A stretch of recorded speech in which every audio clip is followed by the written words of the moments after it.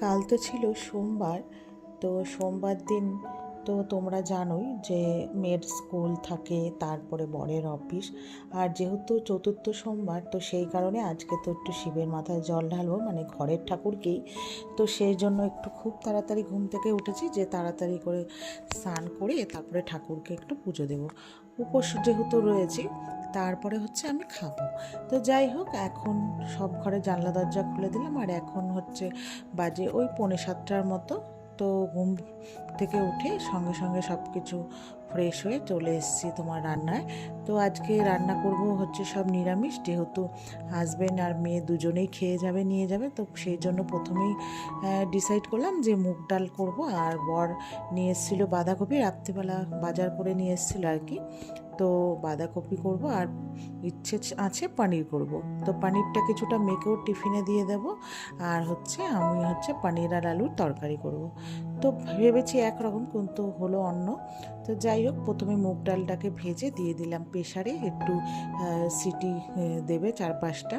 তো তার পাশাপাশি আমি এদিকে হচ্ছে বাঁধাকপিটা আর কি কুচিয়ে নেব। তারপরে বাঁধাকপিটা এখন তো অফ সিজনের বাঁধাকপি, তো সেই জন্য বাঁধাকপিটাকে হচ্ছে একটু সেদ্ধ করে নেব। যেহেতু আমার থাইরয়েড রয়েছে, এমনি বাঁধাকপি ফুলকপি এগুলো খাওয়া বারণ। তো কি করব বলো, এখন আমার এই বাঁধাকপি ফুলকপি খুবই ফেভারিট। তো সেই কারণে আজকে যেহেতু বর নিয়ে এসছে, তো এটা তো আজকে নিরামিষের জন্য ভালোই হয়েছে, রান্না করব। তো এইদিকে আমি বসিয়ে দিয়েছি তোমার বাঁধাকপিটা, আর ওইদিকে হচ্ছে বাঁধাকপির আলুগুলো একটু ভেজে নিই।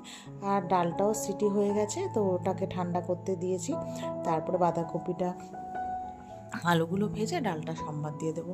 আর ওইদিকে আগের দিন তো রাত্রিবেলা, সানডে রাত্রিবেলা দেখলে মারবাড়ির থেকে ফেরার সময় নিয়ে এসেছিলাম পাউরুটি। তোমাদেরকে তো বলেইছিলাম যে মেয়েকে পাউরুটি দিয়ে স্যান্ডউইচ করে দেবো আর কি, পানির দিয়ে। তো সেই বলা সেই কাজ। তো মেয়ের জন্য আর কি পানির আনতে পাঠিয়েছি বরকে, যে একটু নিয়ে আসো, আলু ফুলকপি পানির দিয়ে তরকারি করব। আর বাঁধাকপি একটু ভাজা, আমার বরের আবার একটু ডালের সাথে ভাজা না হলে চলে না।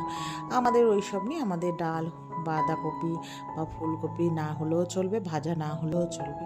তো যাই হোক, বরকে ওইদিকে আনতে পাঠিয়েছি, তারপরে ওদেরকে দুজনকে করে দিলাম চা। ওরা খেয়ে মেয়ে চলে গেল স্নান করতে। আর বর তো বরের মতো বর চা খেয়ে তারপরে ও স্নানে চলে গেল।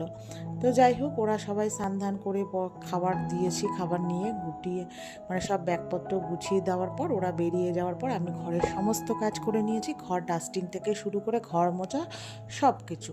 তো তারপরে আমার 10টার মধ্যে সব কমপ্লিট। তো তারপরে এবার স্নান ধান করে আমি একটু পুজো দিয়ে নিলাম। আজকে জানো তো বন্ধুরা, জানি না কেন আজকে ঘরের ঠাকুরকে এত মানে মন দিয়ে পুজো দিয়েছি। হয়তো অনেক দিন পর আজকে খুব ভালো করে পুজো দিয়েছি। তো যাই হোক, পুজো দিয়ে তারপরে একটু চা খেয়ে নিলাম। আমার একটু চায়ের নেশা ভীষণই রয়েছে।